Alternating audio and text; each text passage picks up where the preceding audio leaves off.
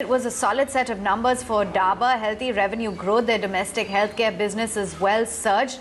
Connecting then with Mohit Malhotra, the CEO at Dabur India, to talk more about their financials. Good to have you on board. And volume growth for the company has been very encouraging. The highest volume growth since Q1 of FY19. Do you think that this growth looks sustainable to you? Do you attribute it perhaps to a bit of pent-up demand? And have there been any one-offs, do you think, that have aided this kind of volume growth?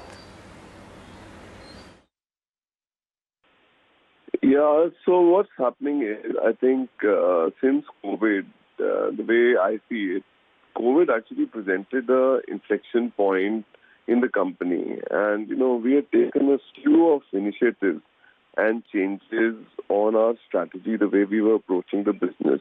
I would call it, in a sense, a strategic business transformation exercise that we've taken to develop and implement some aggressive growth strategies in the core business of Dabur, which is the India business, and successfully, which have addressed the challenges of COVID.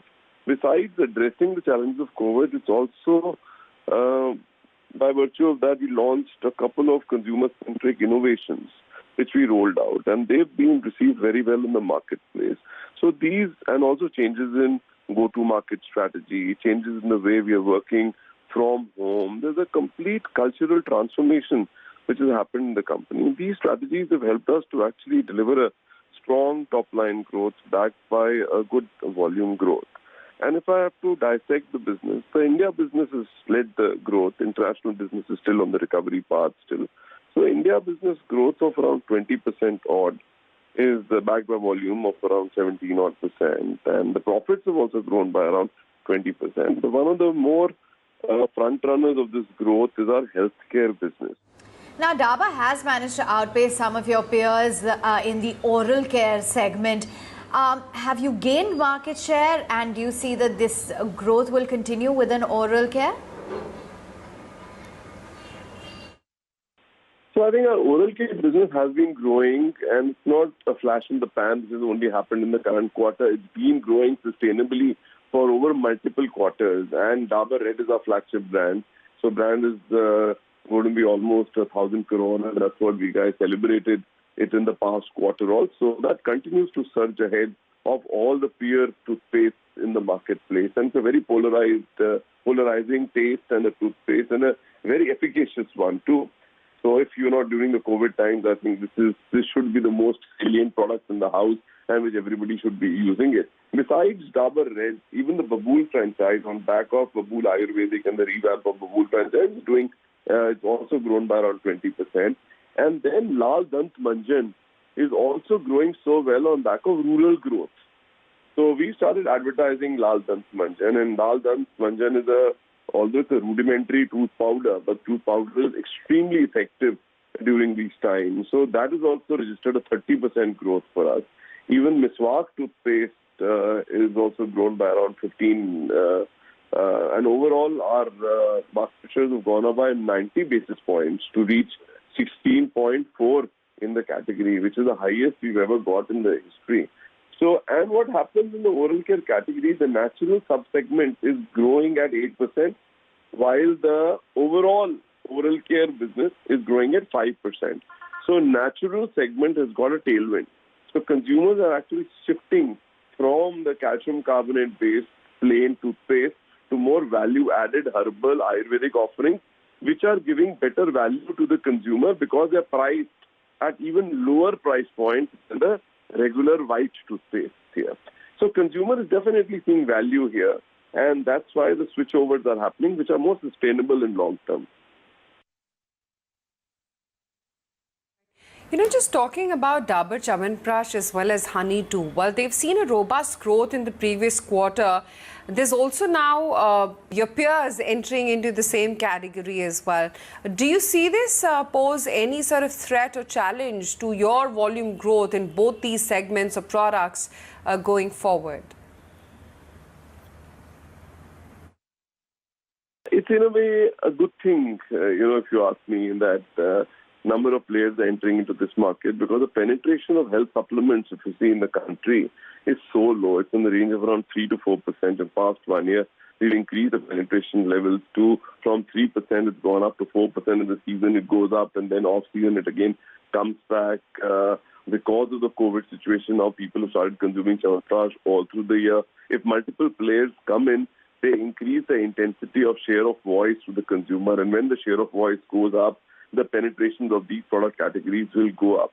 So I think number of players is actually it's a virtue also in the sense that the penetration will go up. If the penetration goes up, the tailwind is obviously with the market leader. And we have 60% market share, and we've gained roughly 190 basis points in the current quarter for Chyawanprash also. So that will only help bolster our growth only, because Dabur is known by Chyawanprash. It is not the equity that we've established over some quarters, is the equity that we've established over 135 years, which no player can take away from us, no matter how much. It's a household name. And it is the pearl or the thread with which Ayurveda in India is known by Chyawanprash, and Dabur is synonymous to Chyawanprash. So I think it's in a sense virtue that more competitors are coming in, penetration will go up, share of voice will go up, more people will start using Chyawanprash, which will only help the organization and overall Ayurveda in the country also. So it's in a way good, but a little bit nimbling of share will happen, but competition is a part of the landscape of doing business. So that the one is okay with. We'll try to protect our turf with tactical activations here and there, which will happen. Right. We do know that, the rural end of the economy is growing faster than urban. But is the pace of recovery in rural versus, say, urban? Wanted to understand what's been your reading on ground. And do you really think that rural India will continue to outpace urban India? Yeah, if you look at the pattern in past 6 to 8 months, pre-COVID and post-COVID, and COVID obviously was a change agent here. So pre-COVID, we saw urban growth, which was faster as compared to rural, while we saw towards the period just before COVID, rural was recovering. But post-COVID, what's happened is rural recovery has actually taken a V-shaped growth. It's a complete V-shape. If I look at the numbers of September, we find rural is in the market, rural is staging a growth of 10%, whereas urban is still declining at around 4.85%. Overall growth of the FMCG market in the month of September around 2.4%. But rural is what is growing by 10%. So this is the market growth rate. So there is a tailwind on rural. And why is rural growing? It's because of the population backflow which has happened to the rural areas. Now people are coming back to urban, but only the chief wage earner is coming back. The families are staying put in the rural area. So there's a population surge. Around 3 odd consumers in Mumbai. Now they've got a habit of consuming products. Okay. Talking about ad spends as well, currently, of course, spending a lot higher, especially on A&P. So why the sudden uptick, and do you see more of that as well? Yes, advertising spends are essential. So in my mind, there are 2 types of spends. One is the tactical spending, which happens in below the line, which is at the trade lubrication level. And other are consumer demand-driving spends, which are the advertising spends. So we've launched a slew of NPTs and innovations, and innovation has become the hallmark of our working now in Dabur going forward in the future. To support that innovation, we require to support these brands with these investments. And that's why these investments will continue and will continue to grow over last year, and would want to invest behind our power brands and the new brands also going forward. So our advertising expenditure will continue to be the way it has been during these times. Actually, in domestic business, we've grown by 50% in terms of advertising spends. It's looking muted in my mind to around 40% because the international business being low, because the headwinds that we face there. We cut back on advertising in international business.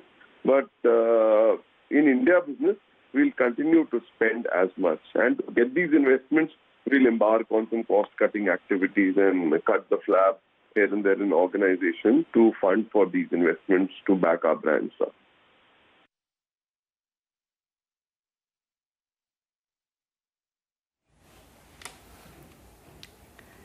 Okay, Thanks so much for joining us, Mr. Malhotra, and taking us through all the latest factors at play there.